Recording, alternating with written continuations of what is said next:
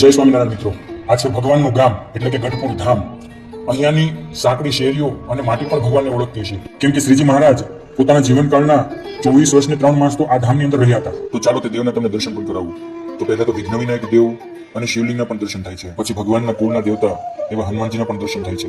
ત્યાર પછી પ્રથમ ખંડની અંદર શ્રી સૂર્યનારાયણ દેવ, શ્રી કૃષ્ણ ભગવાન, શ્રી બલરામજી અને શ્રી રેવતીજીના પણ દર્શન થાય છે.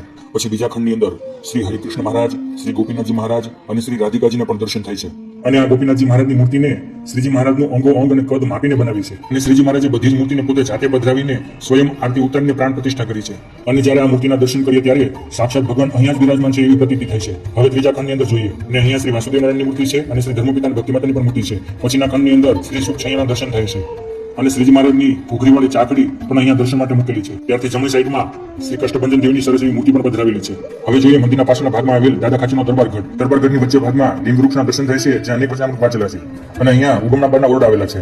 ત્યાર પછી ઉત્તરા દરબારના ઓરડાના પણ દર્શન થાય છે. ત્યાર પછી આથમના બારના ઓરડાના પણ દર્શન થાય છે. અને પછી દક્ષિણા દરબારના ઓરડાના પણ દર્શન થાય છે. અને ઉત્તરા ઓરડાના પાછળના ભાગમાં અક્ષર ઓરડી આવેલી છે, જ્યાં શ્રીજી મહારાજ રહેતા હતા.